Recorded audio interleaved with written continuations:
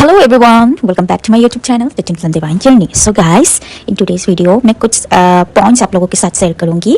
So जिसके वजह से आप लोगों की जो ट्विन फ्लेम जर्नी है वो इजीली मतलब आप एक जो पीस जो एनर्जी है उस एनर्जी तक आप पहुंच सकते हैं कुछ टूल्स एंड टेक्निक के साथ. और मैं आप लोगों को ये बताना चाहती हूँ कि अगर आप एक पीस ऑफ माइंड में ट्विन फ्लेम जर्नी में अभी तक नहीं आ पा रहे हैं तो इस जर्नी में अगर पीस नहीं है तो आप समझ जाइए अभी तक आपके अंदर बहुत सारी चीज़ है जिसको आपको हील करना जरूरी है.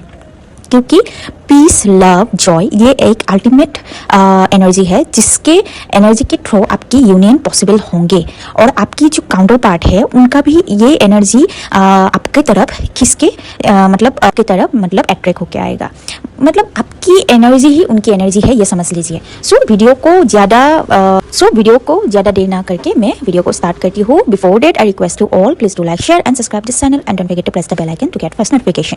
सो guys, in twin flame journey आपकी जो ट्विन है, आपकी जो काउंटर पार्ट है, उनकी एनर्जी और आपकी एनर्जी एक ही है, मतलब एक लेवल पे ही वाइब्रेट करते हैं.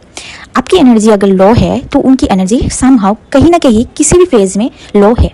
सो उनकी और आपकी एनर्जी जो एक है, जो आपकी आप दोनों की जो एनर्जेटिक जो कनेक्शन है, जो एनर्जी है, जो आपके अंदर फेमिनाइन एनर्जी बोलते हैं और उनके अंदर मस्कुलाइन एनर्जी बोलते हैं. सो ये एनर्जी एक है, वो एक मतलब एनर्जी है जो दो बॉडी शेयर कर रहे हैं, ऐसा समझ लीजिए. सो इस एनर्जी को अगर आपके ट्विन फ्लेम के जो 3D वर्ल्ड में जितना भी आपको ट्रिगर किया गया है, ट्रॉमा दिया गया है, जितना भी इशूज आपने उनके तरफ से आपने फेस किया है और आप वो आपके तरफ से फेस किया है, दोनों का एनर्जी जो कॉन्वर्सेशन पे शेयर ना करके वो अंदर ही दब हो चुके हैं, मतलब डीप इनसाइड वो सभी ट्रॉमास आपके हार्ट चक्रा में दब गए हैं. तो वो सभी चीज़ को हील करना भी जरूरी है. तो अगर आप अभी तक हील नहीं कर रहे हैं तो ये मतलब आप समझ लीजिए कि अभी तक आपकी हीलिंग बहुत बाकी है. क्योंकि ट्विन फ्लेम जर्नी में आपकी और आपकी ट्विन का भी एनर्जी को बैलेंस करना जरूरी है. जैसे आपके चाइल्डहुड ट्रॉमास को आपने हील किया है, आपकी XYZ जितना भी रिलेशनशिप्स थे उन सभी रिलेशनशिप्स को भी आपने हील किया है.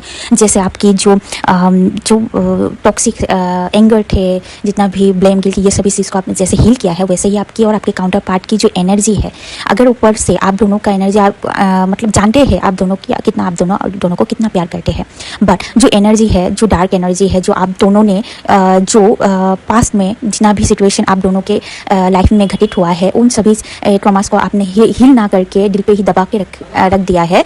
तो उसी वजह से आप दोनों का अगर यूनियन भी होता है तो वो डार्क एनर्जी बार बार आप दोनों को सेपरेट करते हैं. सो वो डार्क एनर्जी को आपको हील करना जरूरी होंगे. और आपके जो मस्कुलाइन है उनको आप सॉरी भी करना पड़ेगा. और लाइक आप दोनों की जब भी आप यूनियन पे आएंगे वो डार्क एनर्जी जब तक हील नहीं होंगे उन सभी एनर्जी आप दोनों को फिर से सेपरेट कर देंगे. तो इसी वजह से बोला जाता है कि आप अगर आपकी जो इस देवता है जिसको भी आप मानते हो उनको अगर इस जर्नी में आप दोनों के साथ नहीं लाओगे, आप उनको नहीं पूछोगे, उनको मतलब सरेंडर जब तक नहीं करोगे तो ये जर्नी बहुत ही मतलब हार्ड हो जाते हैं.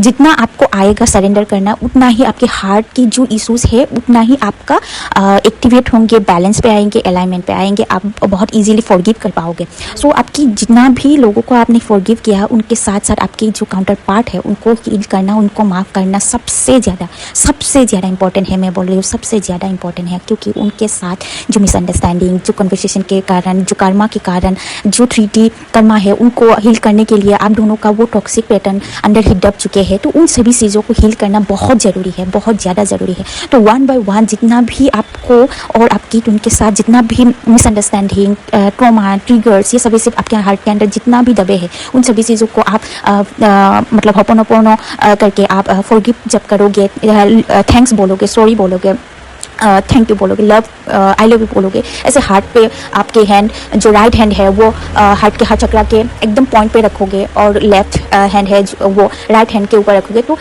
उस समय आप दिल से आपके काउंटर पार्ट को सॉरी बोलिए और उसके साथ साथ उनको भी माफ़ कीजिए. जितना हो सके उनको माफ़ कीजिए, जितना हो सके आपके दिल को हल्का कीजिए.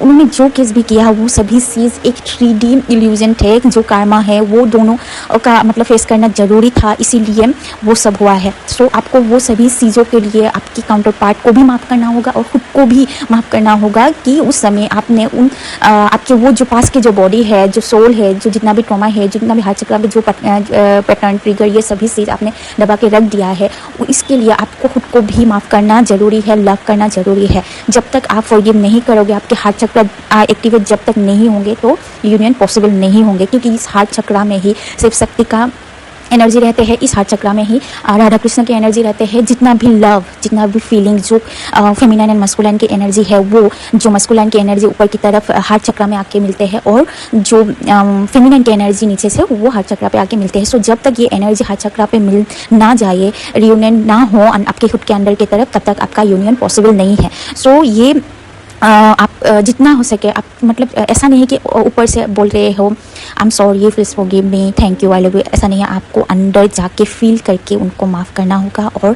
ख़ुद को भी माफ़ करना होगा, तभी जाके आपकी जो आधी यूनियन है, आधी यूनियन आपका पॉसिबल हो जाएंगे। बाकी जितना भी ट्रॉमा से कुछ भी है चालू, वो सभी चीज़ आप धीरे धीरे कर पाओगे, लेकिन आपकी जो खुद की तरफ जो लव है और आपकी काउंटर पार्ट की तरफ जो लव है, उसको पहले हील कीजिए। सो यही था आज का video. Hope you guys like this video. If you guys like this video, please do like, share and subscribe this channel and don't forget to press the bell icon to get first notification. Thank you and God bless you all.